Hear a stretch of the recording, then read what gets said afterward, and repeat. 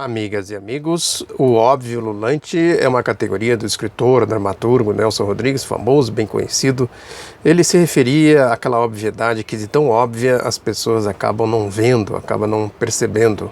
Tem um caso aqui que se insere exatamente aí nesta categoria do óbvio lulante, que é a decisão do juiz federal Friedman Anderson Endap, da Primeira Vara Federal de Curitiba, que rejeitou o pedido do Ministério Público Federal de uma ação de improbidade administrativa contra os executivos da Galvão Engenharia.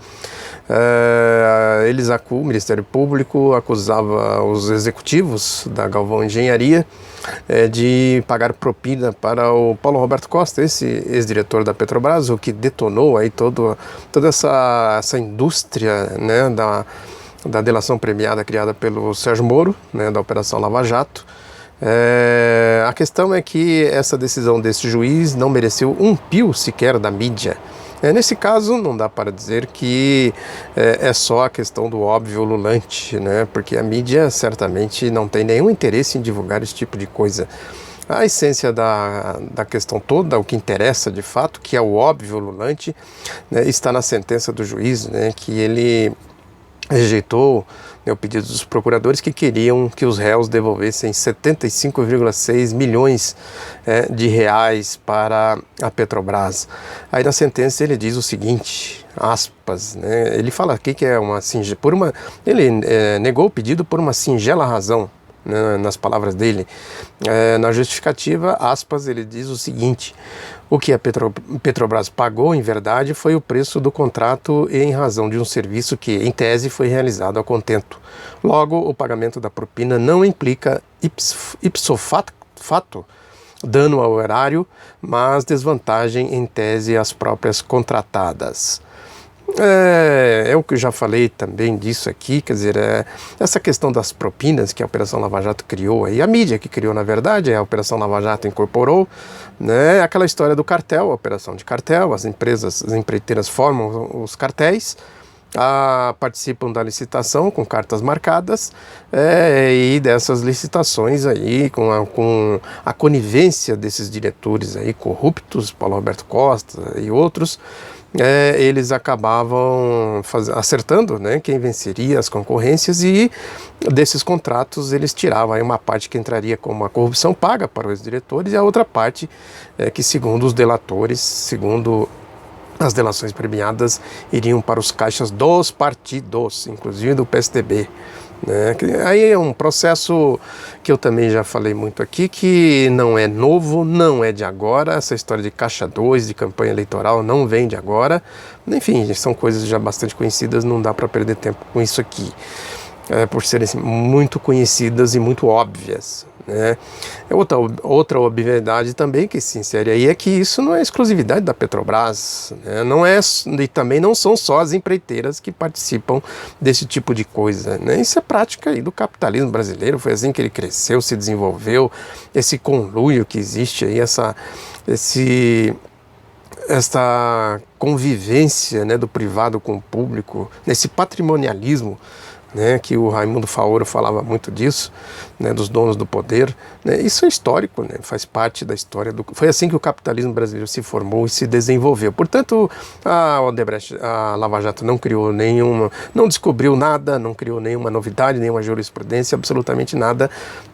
A politicagem, que também a gente já conhece muito aí do que vem a ser a tal da Operação Lava Jato. Mas este fato aqui da Queiroz Galvão, simplesmente vem comprovar essa obviedade, esse óbvio lulante, que são as delações premiadas, as negociatas do juiz Sérgio Moro.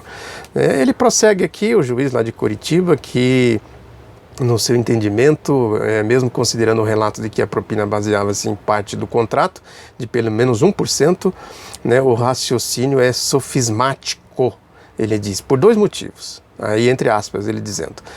Em primeiro lugar, porque é possível também que as empresas tenham pagado esse valor a partir da margem de lucro íncita, a alha do negócio, o juridiquês aqui dele, né?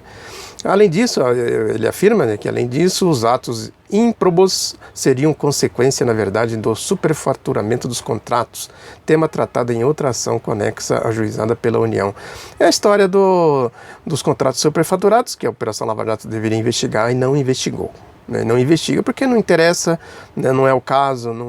O que existe ali é uma indústria da delação premiada para fazer as politicagens muito conhecidas que a gente faz. Fazer a seletividade, né, e a perseguição ao PT, ao presidente Lula, à esquerda. Né. Aqui, essa decisão aqui, essa sentença do juiz, desse Friedman Anderson Endipap, né, ela confirma tudo isso que a gente conhece, sabe, né, essa obviedade aí que a Operação Lava Jato não passa de pura picaretagem, né, de um instrumento de picaretagem, de malandragem, de malandros, né, de fascistas, né, que estão aí a serviço da direita, do golpe, etc. Tudo que a gente sabe, né, que eu já falei também aqui, a exaustão. É isso, né, porque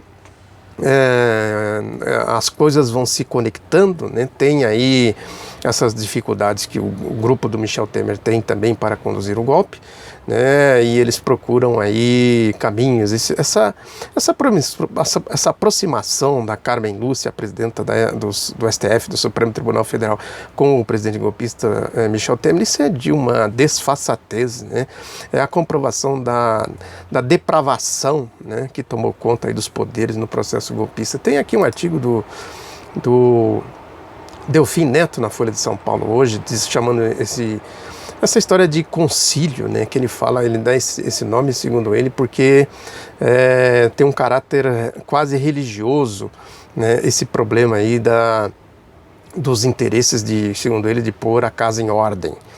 Né, que aí ele vai dizer aqui que o executivo foi irresponsável, gastou aquela retórica da direita, dos golpistas, né, que o fato do Lula e da Dilma terem investidos aí em questões sociais, em infraestrutura, criação de escola, né, pré-sal, essas coisas todas, né, foram coisas irresponsáveis. A desoneração da folha de pagamento para manter os empregos aí com o agravamento da crise, tudo isso a direita considera como irresponsabilidade fiscal, porque a responsabilidade fiscal para eles, o ajuste fiscal, é aquilo que também a gente conhece, significa arrochar todos esses investimentos, acabar com toda a parte, apertar, né, a parte do orçamento destinada aos interesses do povo para abastecer o juroduto, a ciranda financeira, a farra financeira, a turma da bufunfa. A essência do golpe é isso aí, né? A gente vê a cada dia, vai tropeçando com essas informações, com esses dados que comprovam o sentido, o caráter do golpe e o objetivo do golpe.